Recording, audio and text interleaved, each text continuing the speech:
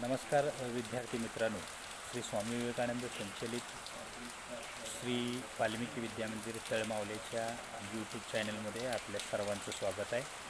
आज आपण इयत्ता 8वी समाजशास्त्र या विषयाची 20व्या दिवसाची कृती पाहणार आहोत, ज्यामध्ये इयत्ता 7वीमधील अध्ययन निष्पत्ती आपल्याला निश्चित करावयाच्या आहेत. तर त्या अनुषंगानं मराठी आणि मुघलांचा संघर्ष तुम्हाला चिकित्सकपणे अभ्यासण्यासाठी आपल्याला इयत्ता 7वीच्या 9व्या प्रकरणाची माहिती घ्यावी लागेल, ज्या प्रकरणाचं नाव आहे मराठ्याचे स्वातंत्र्य संग्राम.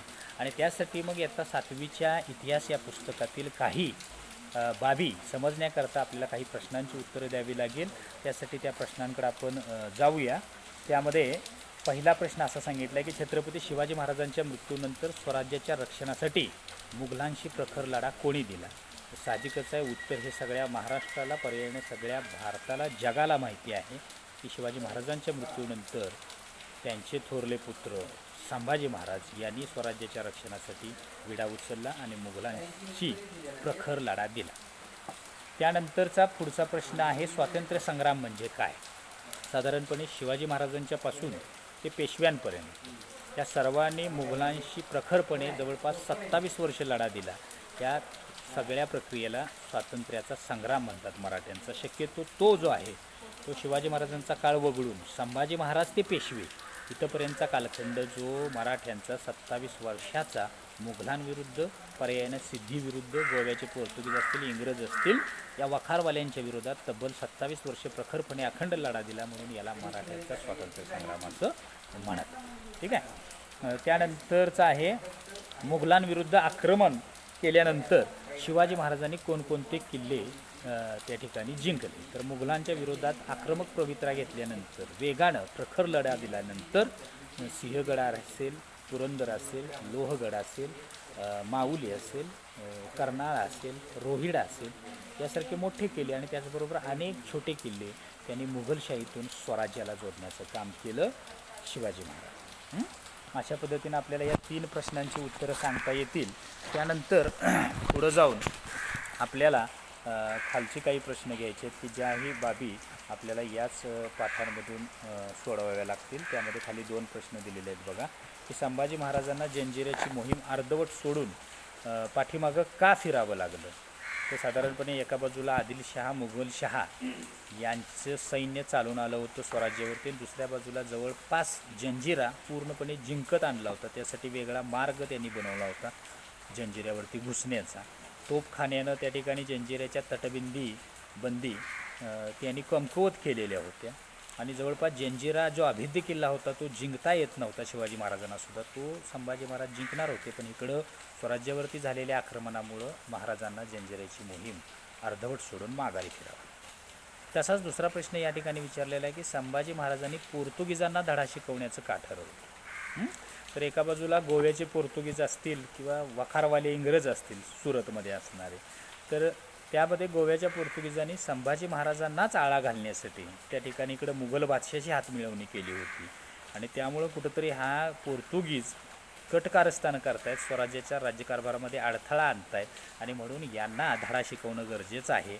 म्हणून त्या ठिकाणी पोर्तुगीजांच्या विरोधातली मोहीम संभाजी महाराजांनी आखली. ते उत्तर त्याला सांगता येतं.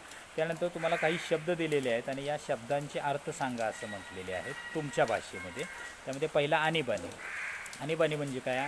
तर राज्यकारभार चालवताना येणारी अवघड परिस्थिती, त्याला थोडक्यात आणीबाणी किंवा संकट म्हणूया आपण. संकटकालीन राज्यकारभार चालवणारी परिस्थिती त्याला आणीबाणी असं म्हणता येईल. जहागिरी हा जो दुसरा शब्द आहे, जहागिरी म्हणजे काय? तर सरदारांना खुश करण्यासाठी त्या ठिकाणी त्यांना बक्षीस स्वरूपामध्ये जमिनीचं वाटप केलं जात होतं, त्याला थोडक्यात जहागिरी म्हणायचं आहे. त्यानंतरचा तिसरा प्रश्न विचारलेला आहे गनिमी कावा.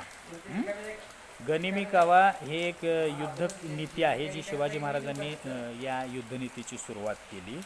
गनिमी कावा याचा अर्थ अचानकपणे शत्रूवरती हल्ला करणं, ज्यावेळेला शत्रू बेसावध आहे त्यावेळेला हल्ला करणं, त्याला म्हणायचं गनिमी कावा. आणि जर शत्रू वरचढ होत असेल तर त्या ठिकाणी तिथून पळ काढणं आणि पुन्हा जाऊन, कारण स्वराज्य हे सगळं पुणे सुपे जहागिरीचा प्रदेश म्हणा किंवा आजूबाजूचे सगळे किल्ले म्हणा, हे सगळे डोंगरी भागामध्ये होते आणि या डोंगरी भागातला डोंगरातला रस्तानी रस्ता महाराजांना पर्यायानं सैनिकांना पाठवतात. त्यामुळे अचानक कुठेतरी लपून बसायचं, अचानक यायचं, शत्रूवर हल्ला करायचा बेसावध असताना, त्याची अपरिमित हानी करायची आणि शत्रू वरचढ होतोय म्हटल्यानंतर लपून बसायचं. हे जे गुरिल्ला वॉर, गनिमी कावा, सध्या त्याला गुरिल्ला वॉर शब्द आहे. आणि इस्रायलसारखा देश, लक्षात घ्या, आपल्या देशाच्या सुरक्षिततेसाठी गोरिल्ला वॉरचा वापर करतो आणि आपल्या शत्रूला त्या ठिकाणी त्या पद्धतीने जेरी सांगतो. बघा आपल्या शिवाजी महाराजांचं हे तंत्रज्ञान युद्धनीतीचं कुठंपर्यंत जाऊन पोहोचलेलं. त्यालाच अनुसरून पुढचा शब्द आहे प्रखर हल्ले. प्रखर हल्ले म्हणजे सुद्धा काय, विघातक आणि जबरदस्त हल्ले.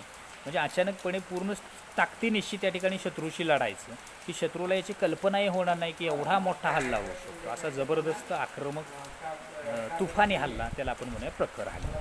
त्यानंतर मुत्सद्देगिरी हा एक शब्द सांगितलेला आहे तुम्हाला. मुत्सद्देगिरी म्हणजे काय, तर राजकारणातलं चातुर्य, की काही गोष्टी या फक्त युद्ध खेळूनच होतात असं नाही आहे, तर त्या ठिकाणी आपल्या संवाद कौशल्यानं सुद्धा एखाद्याला आपण जेरीस आणू शकतो. अशा पद्धतीनं मुत्सद्देगिरीनं एखाद्या राज्याविरुद्ध तह करणं, राजकारणातलं चातुर्य आपलं दाखवणं, त्याला थोडक्यात मुत्सद्देगिरी असं म्हणतात. आणि त्यानंतरचा शेवटचा शब्द आहे कर्तबगार. जो कामामध्ये आपल्या कुशल आहे, कार्यकुशल आहे, असा व्यक्ती, त्याला कर्तबगार व्यक्ती असं म्हणायचं. ठीक आहे. त्यानंतर खालच्या बाजूला तुम्हाला काही चित्र दिलेले आहेत शिवाजी महाराजांच्यापासून शाहू महाराजांच्यापर्यंत, आणि यांचा योग्य क्रम आपल्याला लावायचा आहे. मग यात शहाजीराजे आहेत, संभाजी महाराज आहेत, शिवाजी महाराज आहेत, राजाराम महाराज आहेत, राजारामांच्या पत्नी ताराबाई आहेत आणि शाहू महाराज आहेत. तर यांचा व्यवस्थितपणे आपल्याला क्रम तर तो कसा लावता येईल, तर पहिल्यांदा स्वराज्याची पायाभरणी ज्यांनी केली ते शहाजीराजे एक नंबरला येतील. त्यानंतर त्याला कळस चढवायचं म्हणजे तो बांधायचं काम केला, स्वराज्याची स्थापना केली ती शिवाजी महाराजांनी. ती रक्षिणं आणि ते वाढवण्याचं काम संभाजी महाराजांनी केलं, म्हणून ते 3 नंबरला येतील. त्यानंतर संभाजी महाराजांनी पर्यायानं त्यांच्यानंतर आले राजाराम महाराज, ज्यांचे बंधू. राजाराम महाराजांच्या नंतर त्यांची पत्नी त्या ठिकाणी महाराणी ताराबाई, त्यांचा नंबर आपल्याला 5ला सांगता येईल. आणि त्यानंतर संभाजीराजेंचे चिरंजीव शाहू, हे 6 नंबर. म्हणजे अशा पद्धतीनं आपल्याला क्रम लावता येईल. Shahajiraje 1 number, Shivajiraje 2 number, Sambhajiraje 3 number, Rajaramraje 4 number, Maharani Tarabai 5 number आणि शाहूराजे 6 नंबर. अशा पद्धतीनं आपल्याला त्यांचा क्रम लावता येईल. त्यानंतर तुम्हाला खाली प्रश्न विचारलेला आहे की ह्या सगळ्या कृती केल्यानंतर तुम्हाला मराठ्यांचं स्वातंत्र्य संग्राम या पाठात काय समजलं, तर त्या ठिकाणी शिवाजी महाराजांच्यापासून संभाजी महाराजांनी त्याचं रक्षण कसं केलं, राजारामाने ताराबाईंनी सरदारांच्या मदतीनं ते स्वराज्य कसं वाढवलं, शाहू महाराजांनी काही पेशव्यांना एकत्र घेऊन स्वराज्य उत्तरेपर्यंत कसं पोचवलं, ह्या थोडक्यात बाबी तुम्हाला याच्यामध्ये लिहावे लागतील. थोडक्यामध्ये मराठ्यांच्या स्वातंत्र्य संग्रामाची माहिती, त्या 27 वर्षाच्या लढ्याची माहिती, की जिथं औरंगजेब ठरवून आला होता की मराठ्यांचं संस्थान पूर्ण नष्ट करायचं, पण त्याचा मृत्यू झाला, पण त्यानं मराठ्यांचं संस्थान नष्ट करता आलं नाही. तर तो स्वातंत्र्य संग्राम थोडक्यात तुम्हाला त्या ठिकाणी लिहायचा आहे. त्यानंतर काही प्रश्नांची उत्तरं तुम्हाला इथे सांगितलेली आहेत की छत्रपती शिवाजी महाराजांच्या पराक्रमाचा वारसा महाराणी ताराबाई यांनी कशा रीतीने केला. आता इथं तुम्हाला कल्पना आहे की स्वराज्याचे 2 तुकडे झाले. त्यानंतर सातारची राजगादी संभाजी पर्यायाने, नंतर शाहू महाराज, आणि कोल्हापूरची राजगादी गेली राजाराम महाराजांच्याकडे, त्यांच्यानंतर ताराबाई त्यांच्यापासून. तर ताराबाईंनी सुद्धा त्या ठिकाणी स्वराज्य सहजासहजी मुघलांच्या हाती जाऊ दिलं नाही. त्यासाठी त्या ठिकाणी निवडक, विश्वासू, पहिल्यापासून स्वराज्याचे सरदार त्यांनी हाती घेतले आणि त्यांच्या मदतीनं पाक उत्तरेपर्यंत आपली सत्ता स्थापन केली. प्रत्येक वेळेला त्या ठिकाणी झालेली आक्रमणं थोपवून लावली. मग त्याची थोडीशी माहिती तिथं पाठामध्ये आहे, तुम्ही त्यातली थोडीशी 1-2 वाक्य एकत्रित करून ताराबाईंनी कशा पद्धतीनं स्वराज्य, मग कोणकोणते सरदार होते त्यामध्ये, याची माहिती तुम्हाला यामध्ये लिहावी लागेल. सगळ्याच प्रश्नांची उत्तरं आपण घ्यायची नाही आहेत, थोडंसं बुद्धीला तुम्हाला त्याची हिंट दिली जाईल आणि तुम्ही त्या ठिकाणी ती शोधून लिहायची आहेत की ताराबाईंनी कशा पद्धतीनं तो वारसा पुढं चालवला. त्यानंतर बघूया पुढं काय प्रश्न दिलेला आहे. पुढं आता प्रश्न जो दिलेला आहे तो नकाशाचा दिलेला आहे. आता इथं सुद्धा इंटरनेटच्या मदतीने तुम्ही जरा भारताचा नकाशा दिलेला आहे आणि त्याच्यामध्ये काही ठिकाणं तुम्हाला सांगितलेले आहेत की लिहा तुम्ही म्हणून दाखवा. त्यामध्ये गोवा आहे, गोवा आपण इथं दाखवलं. त्यानंतर विजापूर कुठं आहे, गोवळकोंडा कुठं आहे, जिंजी कुठं आहे, अशी काही ठिकाणं तुम्ही इथं सूची बनवा. आणि त्या सूचीमध्ये कुठलं चिन्ह दाखवणार आहात यांना सगळ्यांना ते लिहा आणि तो टिंब तिथं देऊन तिथं त्यांची नावं लिहिलीत तर अशा पद्धतीनं तुम्हाला भारताच्या नकाशामध्ये गोवा, विजापूर, गोवळकोंडा, जिंजी, अहमदाबाद आणि अहमदनगर ही ठिकाणं निश्चितपणे दाखवता येतील, जी स्वराज्याच्या स्वातंत्र्याचा जो रणसंग्राम आहे त्याच्यामधली ही महत्त्वाची ठिकाणं आहेत की ज्या ठिकाणामुळं त्या ठिकाणी इतिहासामध्ये पुन्हा वर्तमानात ती अजरामर झालेली आहे. तर ही ठिकाणं तुम्हाला नकाशाच्या साहाय्यानं निश्चितपणे दाखवता येतील. अशा या 20व्या कृतीमध्ये आज आपण इथंच थांबूया. बाकीची कृती तुम्हाला पुढच्या व्हिडिओच्या माध्यमातून लवकरच तुमच्यासमोर येईल. तोपर्यंत स्वस्थ राहा, आनंदी राहा, सुरक्षित राहा. चॅनलला लाईक, शेअर आणि सबस्क्राईब करायला मात्र विसरू नका. धन्यवाद.